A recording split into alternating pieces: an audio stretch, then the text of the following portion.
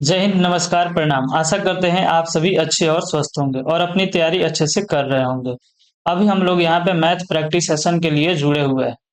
इसके पहले भी हमने मैथ के कुछ प्रैक्टिस सेशन किए हुए हैं। यदि आपने अभी तक उस सेशन को नहीं देखा है तो जाके देख लीजिए। उसका लिंक हम वीडियो के डिस्क्रिप्शन बॉक्स में डलवा देंगे, आप वहां से भी जाके देख सकते हैं। यह जो सेशन होगा आपको आगामी परीक्षा आरआरबी एनटीपीसी और जितने भी प्रतियोगी परीक्षा होते हैं जिसमें मैथ्स के क्वेश्चन पूछे जाते हैं उसके लिए काफी हेल्पफुल होगा।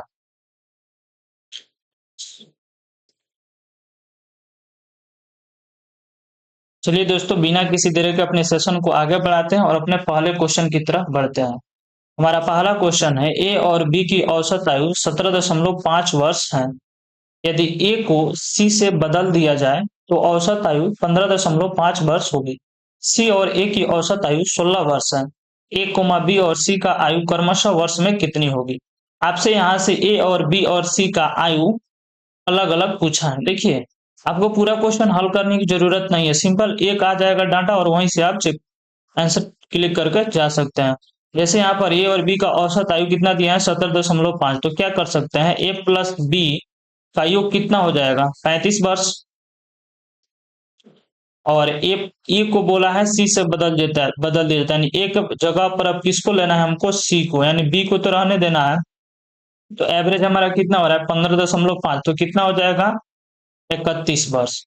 और सी और ए का कितना है, सी प्लस ए 16, तो कितना हो जाएगा, 16 दूना 32।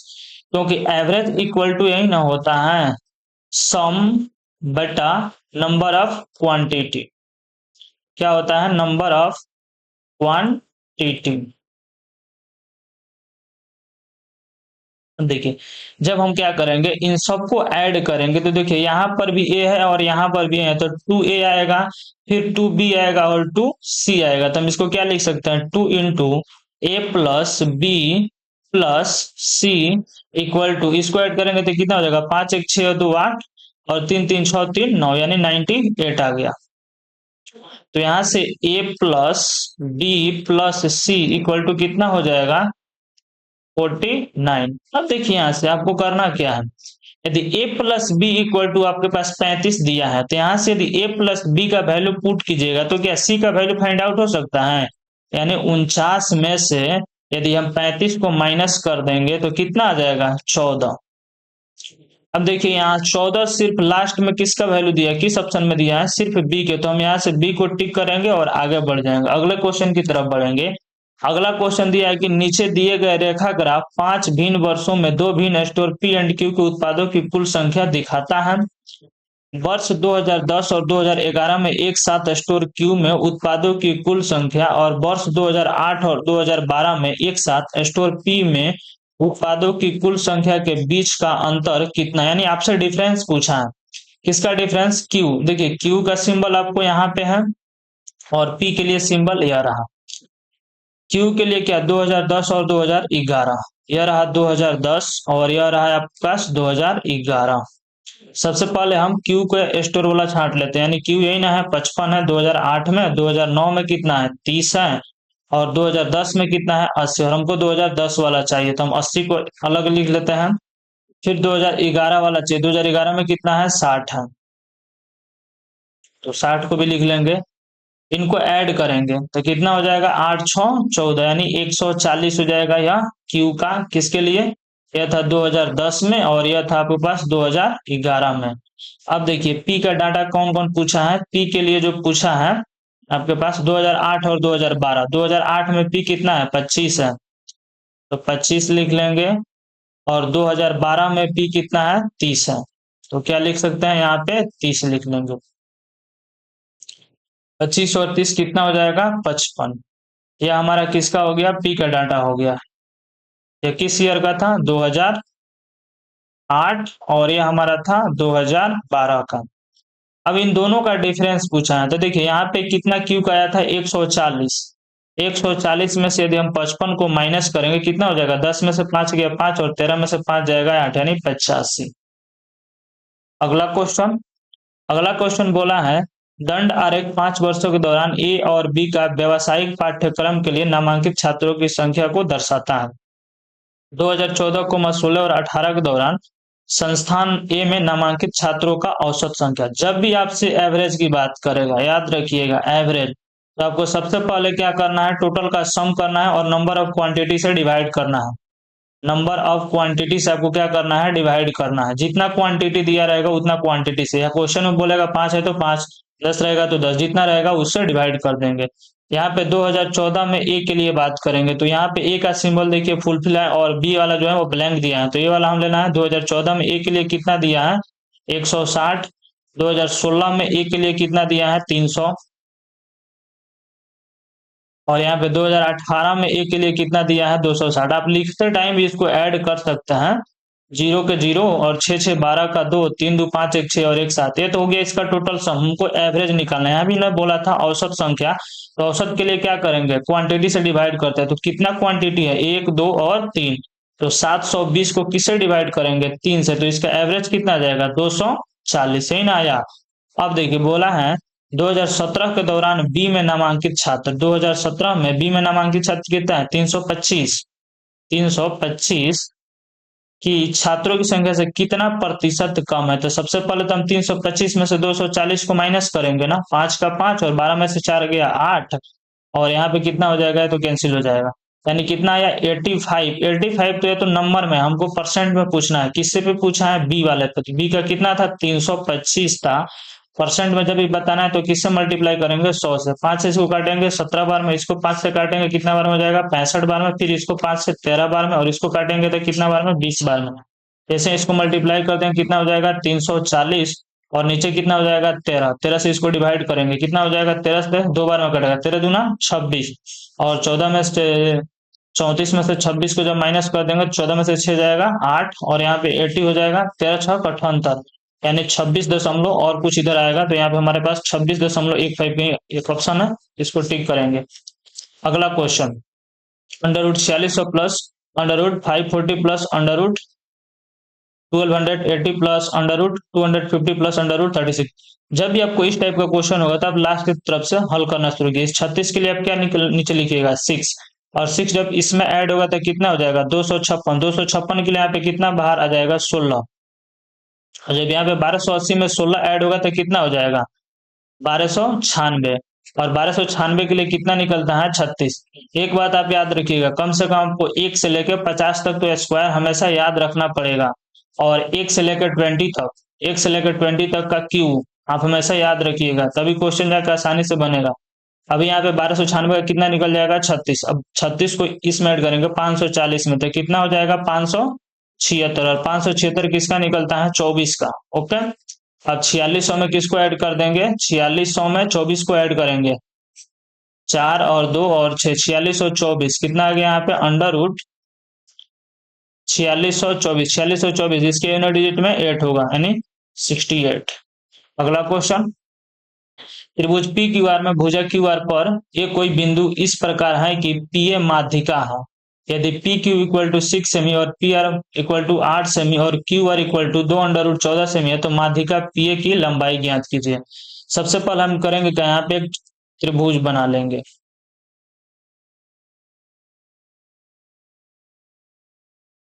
त्रिभुज बना लिए, त्रिभुज का नाम क्या है, पी क्यू और यहाँ पे आर। यहाँ पे बोला है पी ए माध्यिका, तो इस पी से हमको आना है क्यू आर पे। यहाँ पे क्या ले लेंगे, ए।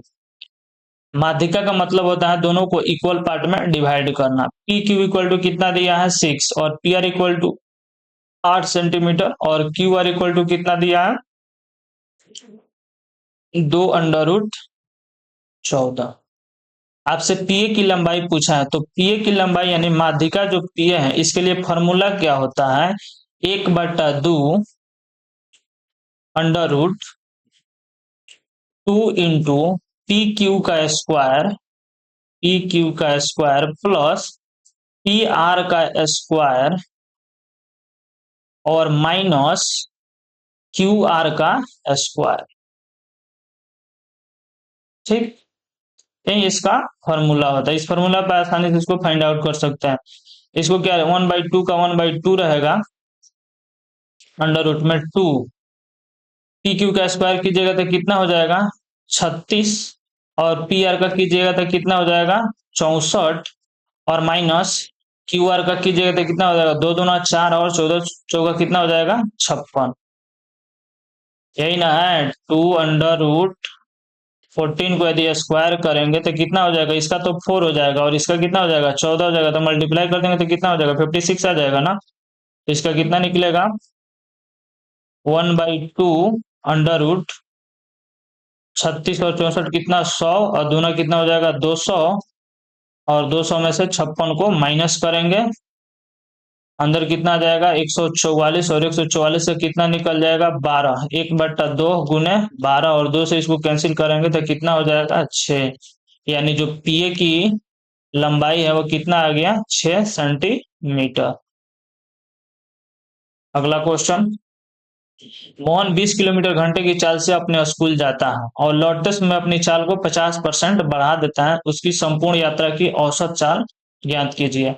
एवरेज जब भी वेलोसिटी पूछेगा तो क्या होता है 2 × x y और बटा x+y। x का मतलब हो गया कि वो किस चाल से जा रहा है और y का मतलब हुआ किस चाल से वो आ रहा है। अब देखिए 20 किलोमीटर घंटे की चाल से तो स्कूल जाता है, लेकिन लौटते समय वो अपनी चाल को 50% बढ़ा देता है। यानी वह 20 का कितना बढ़ा देता है 50%। हम 20 का कितना निकालेंगे 150% वैल्यू निकालेंगे। 50 तिहाई 150 और 50 दूना 100, 2 से कटा 10 बार में, यानी कितना हो जाएगा यहाँ पे इक्वल टू में आ जाएगा आपको 30 किलोमीटर पर घंटा। अब देखिए वह 30 किलोमीटर पर घंटा से आ रहा है और 20 किलोमीटर पर घंटा के हिसाब से जा रहा है। तो एवरेज वेलोसिटी पूछा है, एवरेज वेलोसिटी के लिए भी बताएं आपको 2xy, यानी 2x का वैल्यू कितना हो जाएगा 20 और आ किससे रहा है 30 से, और x+y कितना हो जाएगा आपके पास 50 हो जाएगा। 0 से 0 कैंसिल और 5 से इसको काटेंगे कितना बार में कटेगा 4, 4 तिहाई 12 तिहाई कितना हो जाएगा 36, 4 3 12 और दूना 24 ना हो गया 24 किलोमीटर पर घंटा उसका एवरेज वेलोसिटी हो जाएगा। इसको मिटा देना दो।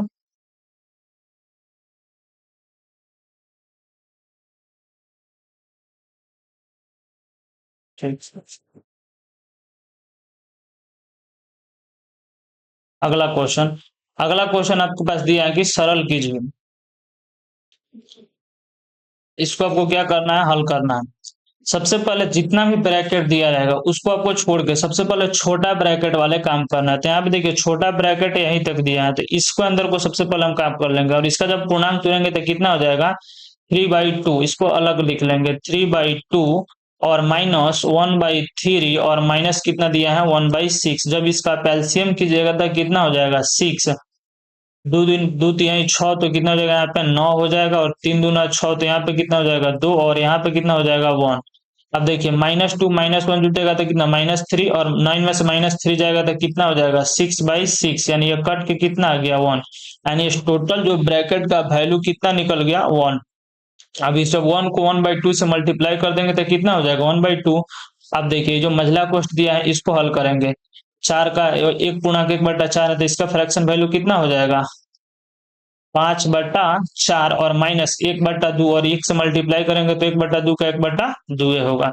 इसको जब हम बाटा का घटाव कर लेंगे तो कितना हो जाएगा 5 में से 2 जाएगा और नीचे कितना आ जाएगा 4, तो कितना हो जाएगा 3/4। अब देखिए यहां तक आपका वैल्यू निकल के आ गया कितना 3/4। अब यहाँ पे डिविजिबल है, 4 3 12 और 1 13/4 भागा हमारे पास कितना आया है 3/4 आया है। इसके लिए हम क्या कर सकते हैं 13/4 और मल्टीप्लाई 4/3, क्योंकि डिविजिबल है जब मल्टीपल में चेंज होता है तो उलट जाता है। 4 से 4 एक कैंसिल हो गया तो यहाँ पे कितना आ गया 13/3। अब यहाँ पे 8 दूना 16 1 17/2 है और माइनस 13 कितना है 3 है। इसका जब हम एलसीएम करेंगे कितना हो जाएगा 6 और 2 तिहाई 6 तो यहाँ पे कितना हो जाएगा 17 तिहाई 51 और 3 दूना 6 तो यहाँ पे कितना हो जाएगा 13 दूना 26। 51 में से 26 जाएगा तो कितना 25/6। हमारा करेक्ट ऑप्शन क्या हो जाएगा 25/6। अगला क्वेश्चन, त्रिज्या 12 सेमी और ऊंचाई 9 सेमी को एक शंकु दूध से भरा है। यदि शंकु का सारा दूध 6 सेंटीमीटर त्रिज्या के बेलन में डाला जाता है तो बेलन का दूध का स्तर कितना बढ़ता है। यहाँ से दूध का स्तर बढ़ने का मतलब है कि बेलन का हाइट कितना होगा। तो आपको मालूम होना चाहिए यहाँ पे शंकु का क्या दिया है, त्रिज्या 12 सेंटीमीटर और उसका हाइट दिया है 9 सेंटीमीटर। और इस जो सारा दूध जो है उसको किस में डाल दे रहा है, बेलन में। तो इसका जो शंकु का जो आयतन होगा वो बेलन के आयतन के बराबर होगा ना। तो शंकु का आयतन क्या होता है, 1/3 पाई आर स्क्वायर। पाई का वैल्यू कितना, 22/7। और आर, आर कितना है, 12 × 12। और हाइट कितना दिया है इसका, 9। और बेलन का आयतन कितना हो जाता है, पाई आर स्क्वायर एच, यानी 22/7। और इसका आर दे दिया है 6 सेंटीमीटर, यानी 6 × 6। और इसका आपसे हाइट ही तो पूछा है कि कितना स्तर बढ़ेगा। यहाँ से 22/7 से 22/7 एक कैंसिल हो जाएगा। 3 से कितना बार में कटेगा, 4 बार में। इधर देखिए 6 से ये कट जाएगा 2 बार में। और 2 से यहाँ से काटेंगे इसको, कितना बार में कटेगा, 3 बार में। और 3 से इसको काट देंगे 9 को, तो कितना बार में कटेगा, 3 बार में। यानी H इक्वल टू कितना आ गया, 12 सेंटीमीटर। तो जो आपसे पूछा है कि बेलन में दूध का स्तर कितना बढ़ेगा, 12 सेंटीमीटर बढ़ेगा। अगला क्वेश्चन, अगला क्वेश्चन बोला है निम्नलिखित वृत्त आरेख पावर बैंक का निर्माण के लिए व्यय का प्रतिशत विवरण दर्शाता है। वृत्त आरेख का अध्ययन कीजिए और प्रश्न का उत्तर दीजिए। ऑप्शन आपको दिया है, यदि 100 पावर बैंक निर्मित किए जाते हैं तो उनकी निर्माण लागत 50,000 है। तो पावर बैंक के विक्रय मूल्य क्या होना चाहिए जिससे निर्माता 50% का लाभ अर्जित करे। निर्माण यानी मैन्युफैक्चरिंग, मैन्युफैक्चरिंग का वैल्यू कितना दिया है, 30%। अब देखिए 100 पावर बैंक का निर्माण लागत कितना है, 50,000। तो हम आपसे यहाँ से एक पावर का पूछेंगे, एक पावर बैंक का, तो आप बता सकते हैं ना। एक पावर बैंक यदि हम पूछेंगे तो क्या कीजिएगा, इस 50,000 को जैसे ही 100 से डिवाइड कीजिएगा तो कितना हो जाएगा, 500। देखिए तो 500 तो एक का हो गया, यानी 30% का वैल्यू मेरे पास कितना दिया है, 30% इक्वल टू कितना है, 500 है। तो हम सबसे पहले यहाँ से 100% का वैल्यू निकालेंगे, 500/30% और मल्टीप्लाई करेंगे 100 से। ओके, तो यहाँ से इसका सीपी हो गया, समझिए। अब इसको विक्रय मूल्य किस पे बेचना है, 50% का लाभ। तो 50% का लाभ यानी इसका 150% हमको फाइंड आउट कर देना है। यहाँ से 100 से 100 कैंसिल हो जाएगा, 30 से कटेगा कितना बार में, 5 बार में। 500 में 5 से मल्टीप्लाई कीजिएगा, कितना हो जाएगा, 2500।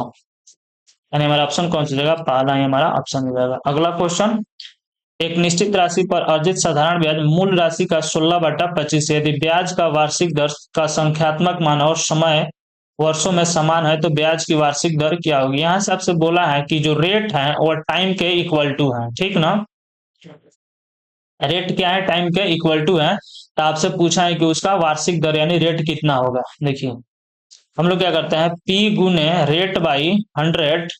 और टाइम किसके इक्वल टू है, रेट को, तो यहाँ पे भी आर लिख सकते हैं। और उसका जो SI यानी साधारण ब्याज है वो मूलधन का 16/25, यानी ये P का 16/25 है, यही ना है। तो यहाँ से P से या P कैंसिल होता है। ओके, 25 से या 100 कैंसिल हो जाएगा, कितना बार में, 4 बार में।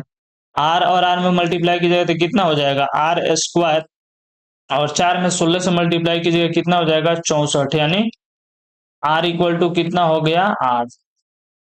तो रेट कितना परसेंट हो जाएगा, 8%। अगला क्वेश्चन, कितने मूलधन का 2 वर्षों में मिश्र धन 5324 रुपया हो जाएगा जब चक्रवृद्धि ब्याज 10% प्रति वर्ष की दर से वार्षिक रूप से संयोजित होता है। चक्रवृद्धि ब्याज 10%, तो जब भी इसका 10% के हिसाब से CI निकालेंगे तो कितना हो जाएगा, 21% हो जाएगा 2 वर्ष का। क्योंकि इसको ये भी फॉर्मूला पे निकाल सकते हैं। तो क्या कीजिएगा, 10 + 10 और प्लस 10 × 10/100। तो 10 कितना हो जाएगा, 20। और यहाँ से 100 कट के हो जाएगा 1, तो कितना हो जाएगा, 21% उसका क्या हो जाएगा, CI। तो यहाँ पे मिश्रधन दिया है, तो कोई भी वस्तु जो होता है अपने आप में 100% होता है और इसका CI कितना है, 21% है। तो यहाँ पे मिश्रधन कितना हो जाएगा, 121%। अब आपसे 121% का वैल्यू दिया है कितना, 5324। और आपसे पूछा क्या है, मूलधन पूछा था, यानी 100% का वैल्यू आपसे पूछा है। क्या कीजिएगा, 5324 डिवाइड कीजिएगा 121 और 100 से मल्टीप्लाई कर देंगे तो इसका मूलधन निकल जाएगा ना। 11 से इसको काटेंगे 11 बार में, इसको काटेंगे 11 से कितना बार में कटेगा, 11 4 44, और यहाँ पे 9 आएगा तो 11 8 88 और 11 4 44, फिर कटेंगे, फिर 11 से कटेगा 11 4 44 और फिर 11 4 44, यानी कितना हो जाएगा 4400, यानी उसका मिश्र धन कितना था 4400 था। अगला क्वेश्चन, एक छात्र ने कुल अंकों का 35% अंक प्राप्त किया और 45 अंकों से अनुत्तीर्ण हो गया। दूसरे छात्र कुल अंकों के 47% अंक प्राप्त किए और उससे उत्तीर्ण अंकों से 15 अंक अधिक प्राप्त हुए। कुल अंकों के प्रतिशत के रूप में उत्तीर्ण अंक क्या है? समझिएगा यहाँ पे बोला क्या है। एक छात्र ने कुल अंक के 35% अंक प्राप्त किए और 45 अंकों से अनुत्तीर्ण हो गया, यानी उसने 35% तो उसको अंक मिला, लेकिन 45 अंकों से अनुत्तीर्ण हो गया। क्या यदि हम इसमें 45 अंक ऐड कर देंगे तो क्वालिफाई कर जाएगा ना? तो ये गया सर, इक्वल टू दूसरे छात्र को कुल अंकों का 47%, दूसरा जो छात्र है उसको 47% मिला है, ठीक, लेकिन वो उत्तीर्ण अंकों से 15 अंक अधिक, तो इसमें हम इस 15 अंक यदि माइनस कर देंगे तो इसको क्या हो जाएगा, क्वालिफाई भर अंक मिलेगा। तो इधर भी क्वालिफाई और इधर भी क्वालिफाई, तो दोनों को इक्वल टू कर देंगे। इस 35 को इधर करेंगे तो कितना हो जाएगा 12%, ओके, और इस 15 को इधर करेंगे तो कितना हो जाएगा 60, तो यानी 100% इक्वल टू कितना हो जाएगा 500, 12 25 60, तो 100 इक्वल टू कितना हो जाएगा 500, यानी जो टोटल नंबर का एग्जाम था वो कितना था यहाँ पे 500। अब देखिए आपसे क्वेश्चन पूछा है कि कुल अंकों के प्रतिशत के रूप में उत्तीर्ण, तो सबसे पहले उत्तीर्ण के लिए अंक ज्ञात करेंगे, तो 500 का सबसे पहले कितना निकालेंगे 35%, 500 का 35% निकालेंगे, डबल जीरो से डबल जीरो कैंसिल हो जाएगा, 50 25 और 5 15 2 17, यानी 175, बट 175 में 45 अंक ऐड करेंगे तभी ना वो उत्तीर्ण होगा। तो यहाँ पे कितना ऐड कर देंगे और 45, 5 5 10 और 7 4 11 और एक 12 का 2 और एक एक 2, यानी 220 यदि अंक वो लाएगा तो वो क्या होगा उत्तीर्ण होगा। अब पूछा है प्रतिशत में, तो टोटल नंबर कितना है 500, परसेंट में बताना है तो 100 से मल्टीप्लाई करेंगे, डबल जीरो से डबल जीरो कैंसिल, 5 से इसको काटेंगे तो कितना हो जाएगा 44%। अगला क्वेश्चन, 1 प्लस 2 का पावर 2 प्लस 2 का पावर 3 प्लस 2 का पावर 4 प्लस 2 का पावर 9 का वैल्यू पूछा है। हम तक कहेंगे इसको आराम से स्क्वायर करके निकाल लीजिए। जैसे 1 2 का स्क्वायर कीजिए कितना हो जाएगा 4 और 3 कीजिए तो इसको 8 हो जाएगा, उसके बाद कितना हो जाएगा 16 और उसके बाद 2 से मल्टीप्लाई करते जाइए 32, फिर 64 और फिर यहाँ पे 128 और फिर यहाँ पे 256 और फिर यहाँ पे कितना हो जाएगा 512। ठीक है, यहाँ से ये था 2 के पावर 4 का वैल्यू, 2 के पावर 4 का वैल्यू, या 2 के पावर 5 का, या किसका हो जाएगा 2 के पावर 6 का, या किसका हो जाएगा 2 के पावर 7 का, और ये हो जाएगा 2 के पावर 8 का, और ये हो जाएगा 2 के पावर 9 का, यही 9 ही तक था ना। अब ऐड करेंगे 2 और 6 8 8 16 4 20 20 2 22 22 और 6 28 28 और 8 कितना हो जाएगा 8 8 16, यानी 36 4 40 और 1 41 का 1 लिख लेंगे, बचा 4, बचा 4 और 1 कितना हो जाएगा 5 5 अपन 10 10 2 12 12 6 18 18 3 21 21 और 1 22 22 का कितना हो जाएगा 2। देखेंगे इन डिजिट में एक ही के पास है तो आराम से इसको टिक करेंगे और चले जाएंगे, सबको ऐड करने की क्या जरूरत है। अगला क्वेश्चन देख रहे हैं, सबसे न्यूनतम वर्ग संख्या ज्ञात कीजिए जो 4 9 और 14 से पूर्णतः विभाज्य है। यहाँ पे न्यूनतम वर्ग संख्या ज्ञात करना है। आपको मालूम है इसका कोई स्क्वायर ही नहीं होता है, इसको भी कोई स्क्वायर ही नहीं होता है, स्क्वायर एक ही का होता है 1764 का आराम से। तो 1764 को जब भी आप चेक कीजिएगा तो देखिएगा पूर्णतः विभाज्य हो जाएगा। निशान तो चेक कर लीजिए, 14 से कीजिएगा तो 14 से कीजिएगा तो कितना, यहाँ पे 14 लिखिएगा 7 में से 4 जाएगा 3 और यहाँ पे कितना हो जाएगा 36 और 14 दूना 28, 16 में से 8 गया 8 और 14 छके 84, यानी यहाँ से कैंसिल हो जाएगा 14 से, 4 से तो आराम से कैंसिल होगा, 9 से कैंसिल करने के लिए क्या कहते हैं 6 4 10 और 17 1 18, यानी 1764 ऑप्शन। देखिए क्वेश्चन पे आपको ज्यादा टाइम नहीं देना है, जितना टाइम दीजिए जितना जल्दी हो शॉर्ट मेथड से यूनिट डिजिट से जो भी क्वेश्चन आंसर फंसे आप सॉल्व करके भागते जाइए, जितना टाइम दीजिएगा उतना आप ही का क्वेश्चन लॉस होगा, और टाइम लॉस होगा तो आप जेन्युइन बात है कि क्वेश्चन को छोड़िएगा। अगले क्वेश्चन बढ़ेंगे। के का मान क्या होगा यदि संख्या 72 के 46 जीरो के 6 से विभाज्य होगा। सबसे पहले देखिए 6 से विभाज्य होने के लिए क्या होना चाहिए, 3 गुने 2 से डिवाइड होना चाहिए, और 2 से डिवाइड होने के लिए आपको मालूम है कि या तो 0 होना चाहिए लास्ट में, या तो 2 होना चाहिए, या 4 होना चाहिए, या तो 6 होना चाहिए, या तो 8 होना चाहिए। अब देखिए यहाँ सबसे पहले 9 को तो हम बिल्कुल नहीं चेक करेंगे, और 7 को भी बिल्कुल नहीं चेक करेंगे, क्योंकि यदि यहाँ पे 9 और 7 रखेंगे तो 2 से डिवाइड होगा नहीं। हमारे पास दो ऑप्शन है, 4 को चेक करना है और 8 को चेक करना है। देखिए तो 3 के लिए क्या करते हैं, 3 के लिए तो करते हैं कि सबको ऐड करके देखते हैं कि वो 3 से डिविजिबल है कि नहीं है। 7 आ 2 9, 9 4 13, और 13 और 6 कितना हो जाएगा 19। ओके। अब यदि यहाँ पे आप 4 रखिएगा और आप यहाँ पर भी क्या रखिएगा 4 रखिएगा, तो कितना ऐड करना पड़ेगा, 4 4 8। तो इसमें 8 ऐड करेंगे तो कितना हो जाएगा 27। तो क्या 27 3 से डिविजिबल है, हाँ, तो इसी को टिक कीजिए और भागिए आगे। अब कहिएगा नहीं हमको 8 को भी चेक करना है, तो चेक कर लो। यहाँ पे के वाले को छोड़ के कितना आ रहा था, 19 आ रहा था। अगर यहाँ पे आप 8 रखे और यहाँ पर भी 8 रखे तो कितना हो जाएगा, 8 और 8 कितना हो जाएगा 16। 16 जब इसमें ऐड करेंगे तो कितना हो जाएगा 35, और 35 कभी 3 से डिविजिबल होगा ही नहीं, तो क्या हमारे पास 8 होगा, 8 भी नहीं होगा, हमारे पास कौन सा ऑप्शन होगा 4। अगला क्वेश्चन, a माइनस 1/a = 6 दिया है, तो a का पावर 4 प्लस a का 1/a का पावर 4 का वैल्यू पूछा। जब आप यहाँ से a² प्लस 1/a² का वैल्यू निकाले कितना हो जाएगा, 6 का 36 और 2 38, माइनस में तो +2 ऐड होता है। जब इसका स्क्वायर कीजिएगा तो इसका कितना हो जाएगा, यूनिट डिजिट देखिए 8 8 64 का क्या लिखिएगा 4, और 4 में से किसको घटाना है 2, तो यूनिट डिजिट में कितना आएगा 2, तो आराम से इस 2 आएगा, इसको टिक कीजिए और भागिए, क्योंकि किसी के ऑप्शन में 2 नहीं है। अगला क्वेश्चन, चैतन्य कार्य का 60% पूरा करने में 15 दिन लगता है, जबकि गौरव को उसी कार्य को 50% पूरा करने में 12 दिन लगते हैं। दोनों एक साथ 6 दिनों में कितने प्रतिशत कार्य को पूरा करेंगे। 60% का फ्रैक्शन वैल्यू कितना होता है, 3/5 = 15, यानी 3/5 भाग कार्य को पूरा करने में 15 दिन, तो कितना हो जाएगा यहाँ से 5, यानी जो चेतन होगा उसको कितना दिन लगेगा टोटल काम को करने में 25 दिन। ओके। गौरव को उसी कार्य को 50% का फ्रैक्शन वैल्यू 1/2, यानी गौरव को टोटल काम करने में कितना हो जाएगा 24 दिन। जब इसका एलसीएम कीजिएगा तो कितना हो जाएगा 25 चौका 100, और 25 दूना 50 यानी 600। इसे कीजिएगा तो 24 बार में, और इसे कीजिएगा तो 25 बार में। दोनों ने साथ 6 दिन तक काम किया, यानी एक दिन करेंगे तो कितना यूनिट 5 9, यानी 49 यूनिट दोनों एक दिन में काम करेंगे। 6 दिन, 6 के 54 के 4, और हाथ में 5 6 चौका 24 5 29, 294 यूनिट उन्होंने ना काम किया। तो कितने प्रतिशत, तो देखिए यहाँ पे 294 इक्वल टू टोटल में, टोटल काम कितना है 600, परसेंट में बताना है तो किससे मल्टीप्लाई करेंगे 100 से। 2 जीरो से 2 जीरो कैंसिल हो जाएगा, 6 से इसको काटिएगा कितना बार में, 6 चौका 24, और 5 आएगा, और 6 9 54, यानी 49% वो काम को क्या किया है कंप्लीट किया। हमारा ऑप्शन कौन सा हो जाएगा 49%।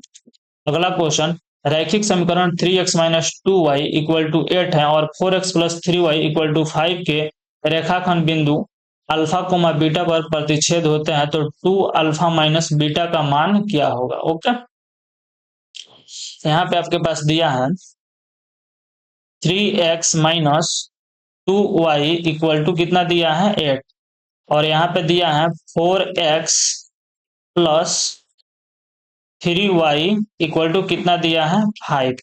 तो यहाँ पे यदि यहाँ से x और y का वैल्यू फाइंड आउट कीजिएगा, वही ना होगा अल्फा और बीटू का, क्योंकि जब x और y का जब वैल्यू फाइंड आउट कीजिएगा तो वही ना रेखा होगा जो P बिंदु पर क्या करेगा प्रतिच्छेद करेगा। तो आप x और y का वैल्यू कैसे फाइंड आउट कीजिएगा, यहाँ से x का वैल्यू फाइंड आउट करने के लिए इसमें क्या कीजिएगा 4 से मल्टीप्लाई कर कीजिएगा, और इसमें किससे मल्टीप्लाई कर देंगे हम लोग 3 से। ठीक, तो ये तुम्हारा कैंसिल हो जाएगा, और ऊपर वाला कितना बचेगा -8y, और इक्वल टू कितना हो जाएगा 8 चौका 32, और नीचे वाला कितना हो जाएगा 3 तिरका 9y, और यहाँ पे कितना आ जाएगा 15। इसको क्या करेंगे माइनस करेंगे, तो ये प्लस है तो यहाँ पे कितना आ जाएगा माइनस, और यहाँ पे भी कितना आ जाएगा माइनस, यही ना आएगा, तो कितना आ जाएगा 17y इक्वल टू 12 में से 5 जाएगा कितना हो जाएगा 7 और 2 में से 1 जाएगा 1, यानी y इक्वल टू कितना आ जाएगा -1। ओके, अब देखिए यहाँ पे y का वैल्यू आपके पास कितना आ गया -1 आ गया, और हमारे पास 3x minus 2y equal to कितना दिया है 8 दिया है। यहाँ से हम x का वैल्यू फाइंड आउट कर सकते हैं आसानी से। यहाँ पे कितना हो जाएगा -2 गुने -1 इक्वल टू 8, तो x इक्वल टू कितना हो जाएगा, या प्लस में हो जाएगा, और 8 में से 2 माइनस हो जाएगा कितना हो जाएगा 6, यानी x इक्वल टू 6/3 करेंगे कितना हो जाएगा 2, यानी x का इक्वल टू कितना आ गया 2। तो जो x का वैल्यू आया वो किसका हो जाएगा, अल्फा इक्वल टू कितना हो जाएगा 2, और बीटा इक्वल टू कितना हो जाएगा आपके पास -1। अब हमसे पूछा है 2 अल्फा तो कितना हो जाएगा 2 दूना 4, और माइनस है तो +1 हो जाएगा, यानी कितना हो जाएगा 5, यानी 2 अल्फा माइनस बीटा का वैल्यू कितना हो जाएगा 5। अगला क्वेश्चन, पहला क्वेश्चन बोला है ए कोमा बी को 10% के लाभ पर एक टी शर्ट बेचता है, बी समान शर्ट को सी को 15% के लाभ पर बेचता है। यदि शर्ट के लिए सी द्वारा 1012 रुपए का भुगतान किया जाता है तो शर्ट खरीदने के लिए ए द्वारा भुगतान किए गए मूल्य ज्ञात कीजिए। ये जो है वो बी को कितने परसेंट 10% का लाभ पर, देखिए यहाँ पे मान लेते हैं ए कितना में खरीदा है एक्स, उन्होंने 10% लाभ यानी 110% पर बेच दिया। बी ने समान शर्ट को सी को 15% यानी उसने क्या किया 115% पर बेच दिया। यदि शर्ट के लिए सी द्वारा कितना भुगतान किया गया है 1012 रुपया,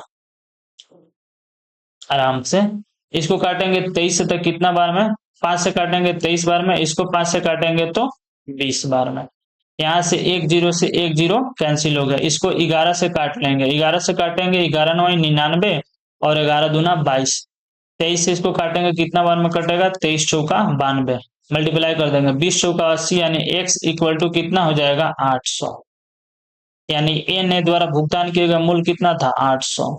अगला क्वेश्चन, यदि साइन ए इक्वल टू 1/2, तो यहाँ से आपको मालूम करना चाहिए कि साइन ए इक्वल टू 1/2 दिया है, तो यहाँ पे ए का वैल्यू कितना हो जाएगा 30 डिग्री।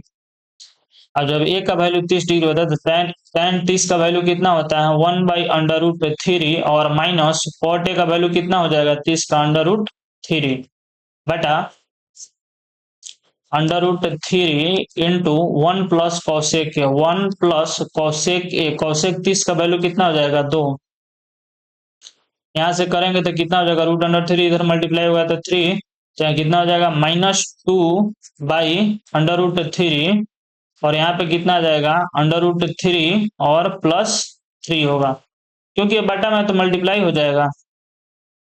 यहाँ पे कितना हो जाएगा -2,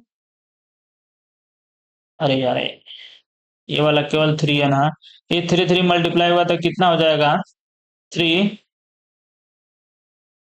और यहाँ पे कितना है 3 और है, तो कितना हो जाएगा -2 इक्वल टू 9। अरे यहाँ पे समझ लो एक बार, इसको देखो, इसको जब भी एलसीएम करेंगे तो कितना हो जाएगा √3 हो जाएगा, और यहाँ पे 1 हो जाएगा, और यहाँ पे कितना हो जाएगा 3 हो जाएगा, तो 1 - 3 है, तो इसके लिए क्या लिख सकते हैं, यहाँ पे नीचे अंडर कितना हो जाएगा 3 हो जाएगा, इसके लिए हम लोग क्या लिख सकते हैं -2/√3, और बटा में आपके पास कितना है 3/√3 है, तो क्या बटा टूटेगा तो इससे मल्टीप्लाई होगा ना, -2√3 मल्टीप्लाई 3/√3 कितना हो जाएगा, तो यहाँ पे लिख सकते हैं -2 इक्वल टू 9 हो जाएगा ना, -2/9।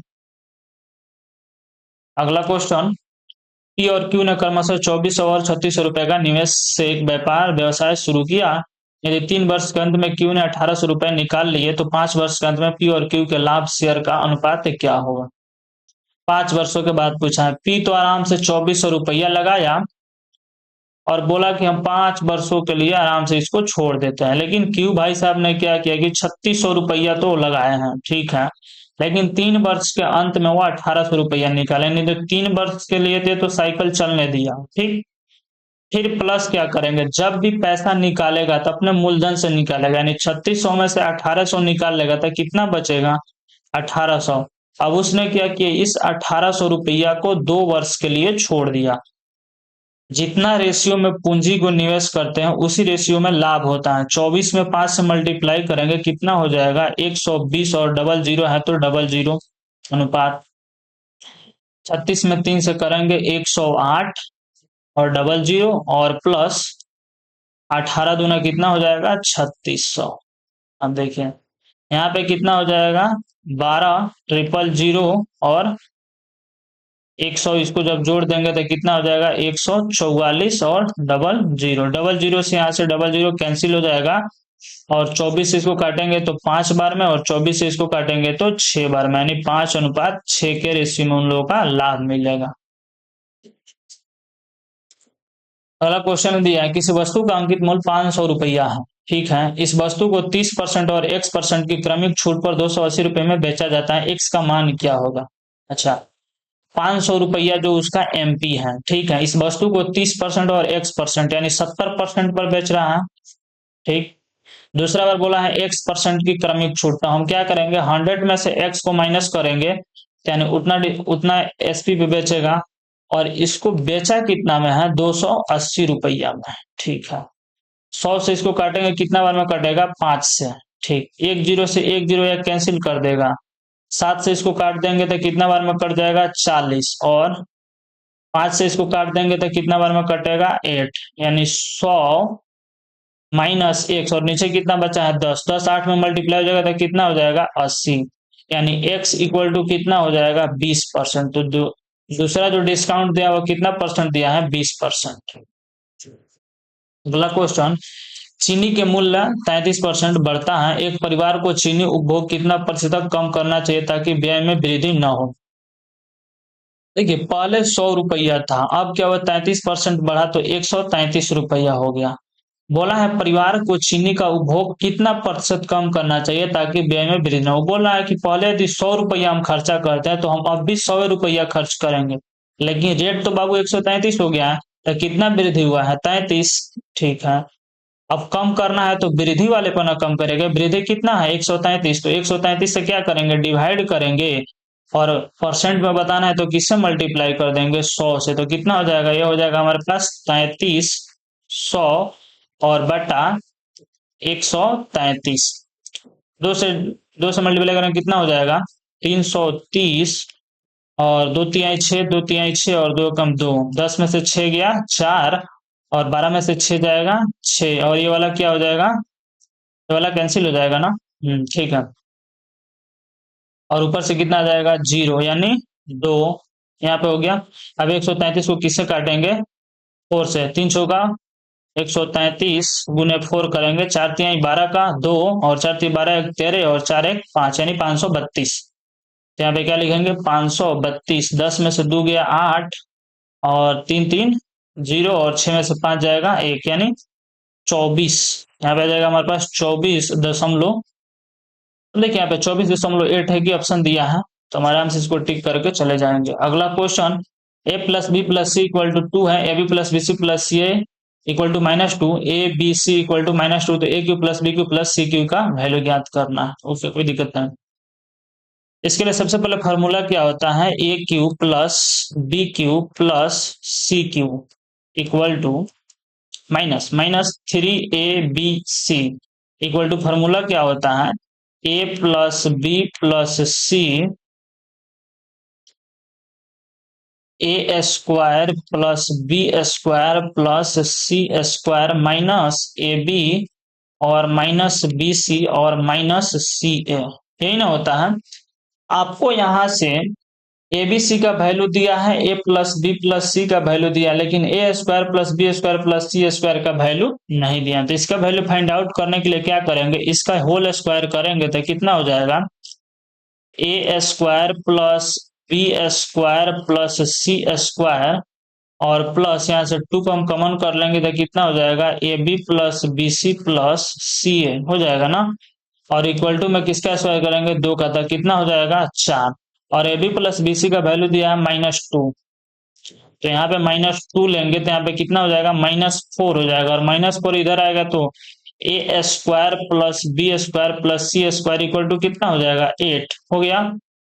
अब देखिए यहाँ से अब यहाँ पे पुट करेंगे, यहाँ पे एबीसी का वैल्यू कितना दिया है -3, तो यहाँ पे -3 तो ऑलरेडी है और एबीसी का -2 दिया है, तो -2 से मल्टीप्लाई करेंगे कितना हो जाएगा 6। Okay, a plus B plus सी का वैल्यू कितना दिया है 2 और a square plus B square plus C square का वैल्यू आ गया 8, और यहाँ से यदि हमने माइनस कॉमन कर लेंगे तो ये सब बीच में प्लस हो जाएगा, तो कितना हो जाएगा अंडर में -2 हो जाएगा। ठीक है, और इधर हमारे पास कितना है 6 है। ठीक है, उसको रहने देते हैं, अभी इसको ब्रैकेट वाले को सबसे पहले हल कर लेते हैं। 2 इंटू 8 प्लस 2 यानी कितना हो जाएगा 20 हो जाएगा, और यहाँ पे देख रहे हैं कि 6 किस में था, प्लस में हो गया, तो बराबर किधर आएगा तो किस में हो जाएगा, यानी a cube plus B cube plus C cube, और यहाँ पे +6 है और इक्वल टू कितना हो जाएगा 20। अब आपसे a plus B plus C cube का वैल्यू पूछा है, तो इस 6 को इधर भेज देंगे तो कितना हो जाएगा 14। अगला क्वेश्चन, अगला क्वेश्चन दिया है कि 4 tan थीटा इक्वल टू 3 दिया है, तो 5 sin theta minus 3 cos theta और बटा 5 sin theta plus 3 cos theta का वैल्यू फाइंड आउट करना है। यदि हम यहाँ से केवल tan थीटा का वैल्यू फाइंड आउट करेंगे तो कितना हो जाएगा 3/4 हो जाएगा ना, और यदि sin थीटा लिखा है, इन सब में हम आराम से क्या करेंगे cos थीटा से भाग कर देंगे, जो sin थीटा में यदि हमने cos थीटा से भाग करेंगे तो कितना हो जाएगा हमारे पास tan थीटा हो जाएगा ना, तो क्या हम यहाँ पे ऊपर लिख सकते हैं 5 tan थीटा और माइनस नीचे इसमें कॉस्ट से भाग करेंगे तो कितना हो जाएगा 1, तो 3 हो जाएगा, और नीचे कितना हो जाएगा 5 tan थीटा और +3, यही ना हुआ। आराम से कर लेते हैं, उसको ज्यादा तुरकलाम करने की जरूरत नहीं है। 5 गुना tan थीटा का वैल्यू कितना है 3/4 और -3, और नीचे कितना हो जाएगा 5, और tan थीटा का वैल्यू है 3/4 और प्लस कितना दिया है 3। ठीक है, 15/4 कितना हो जाएगा 15/4 और -3, और नीचे भी कितना हो जाएगा 15/4 और +3, जो करेंगे 4×3=12 और 15 में से 12 जाएगा तो कितना हो जाएगा 3/4 और बटा 4×3=12 और 15 कितना हो जाएगा 27/4। तो यहाँ से कितना निकल के आ जाएगा, यहाँ पे लिखते हैं 3/4 और मल्टीप्लाई 4/27, तो यहाँ पे कितना हो जाएगा 1/9, 4 कैंसिल हो जाएगा और 3 से 9 यानी 1/9 हो जाएगा। अगला क्वेश्चन, पाइप पी और क्यू एक पानी को टंकी क्रमशः 10 घंटे और 15 घंटों में पूरी तरह से भर सकते हैं। एक पाइप आर एक टंकी जो पूरी तरह पानी से भरी उसको 12 घंटे में खाली कर सकता है। प्रारंभ में टंकी खाली है, केवल पाइप पी और क्यू सुबह 6 बजे खोले जाते हैं और पाइप आर को सुबह 9 बजे खोला जाता है, तो टंकी कब पूरी तरह भर जाती है। देखिए 3 गो पाइप है, एक है पी है और एक है क्यू है और एक है आर है। पी जो है वह 10 घंटा में भरता है और क्यू जो है वो 15 घंटा में भरता है, और आर जो है वो 12 घंटा में क्या करता है खाली करता है। सबसे पहले हम इन सब का एलसीएम लेंगे तो कितना हो जाएगा 60। मान लीजिए टंकी की क्षमता कितना है 60, तो 10 के हिसाब से कितना बार में भरेगा 6, 15 के हिसाब से 4 और ये 12 के हिसाब से क्या करेगा 5, तो ये खाली करेगा, तो हम क्या करेंगे माइनस।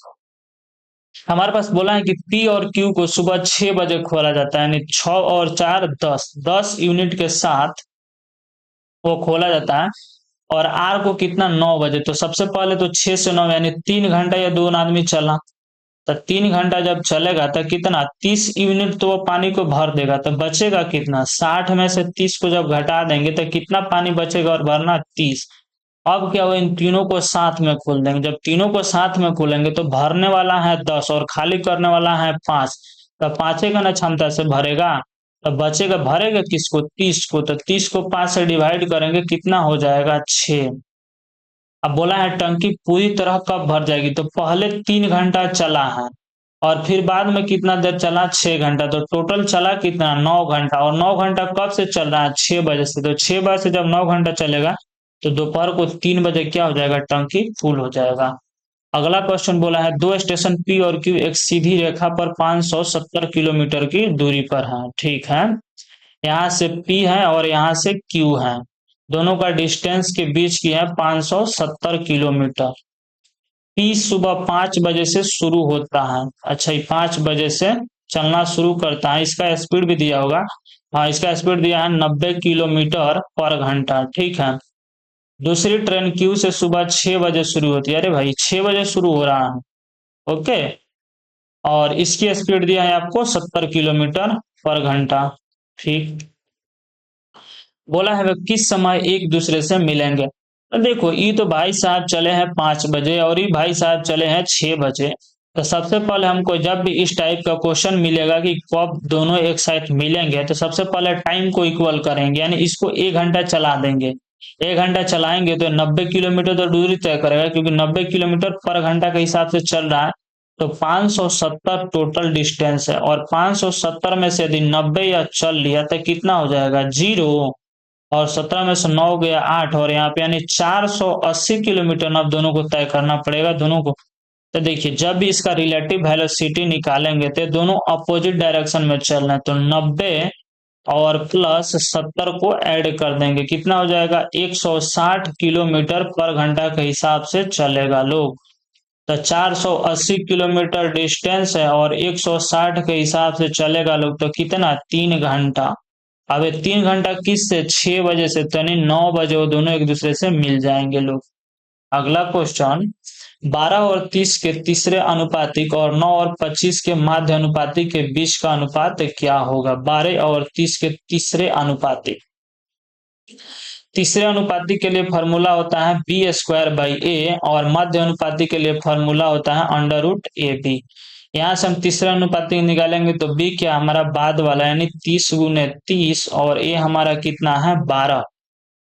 6×2 = 12 और 6×5 = 30, और 2 से इसको काटेंगे तो 15, यानी हमारा तीसरा अनुपातिक कितना आ गया, 75 अनुपात में बताना। और ए बी यानी 9×25 करेंगे अंडर रूट में, तो कितना हो जाएगा, 225, और 225 का निकलेगा 15, तो यहाँ पे कितना लिख देंगे, 15, यानी 5:1।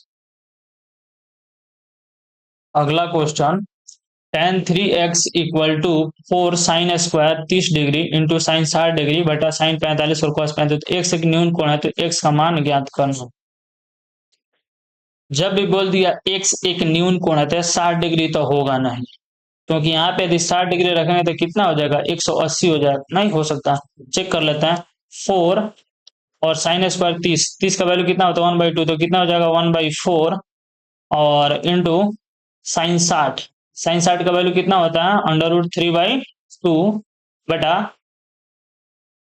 बटा साइन 45 कितना हो जाएगा, 1/√2, और cos 45 भी कितना हो जाएगा, 1/√, तो यहाँ से 4 से 4 कैंसिल हो जाएगा, ऊपर कितना हो जाएगा, 1 प्लस √3/2, और नीचे हो जाएगा 1/2। यहाँ से कितना हो जाएगा आपके पास, कितना हो जाएगा, 2 प्लस, नहीं यार सब मल्टीप्लाई में है ना, तो यहाँ से 1 कहाँ से आ जाएगा, 3/2 है ना, होगा केवल, हाँ 3 √3/2, और यहाँ तो बटा टूटेगा तो मल्टीप्लाई हो जाएगा, यानी 2 ऊपर हो जाएगा, तो 2 से 2 खत्म, तो कितना आ जाएगा, √3, यानी यहाँ पे tan3x = कितना आ गया, √3। अब tan किसका वैल्यू √3 होता है, तो 60 डिग्री का, यानी हम यहाँ पे क्या लिख सकते हैं, tan 60 डिग्री। अब देखिए यहाँ से tan है और यहाँ से tan है, तो 3x = 60, तो x = कितना हो जाएगा, 20 डिग्री। अगला क्वेश्चन, यहीं पे हमारा क्वेश्चन जो था वो एंड हो गया। यदि आपको सेशन अच्छी लगे तो चैनल को सब्सक्राइब कीजिए और वीडियो को लाइक कीजिए। ये हमारी एनटीपीसी की अंतिम लेक्चर था, और इससे भी आपको मैथ्स के क्वेश्चन भर भर के देखने को मिल सकता है। अब हमारा सेशन होगा जब एग्जाम शुरू हो जाएगा, तो उसके बेसिस पे कुछ और इम्पोर्टेंट क्वेश्चन हम कराएंगे। तब तक के लिए जय हिंद, मिलते हैं अपने नेक्स्ट वीडियो में। Thanks for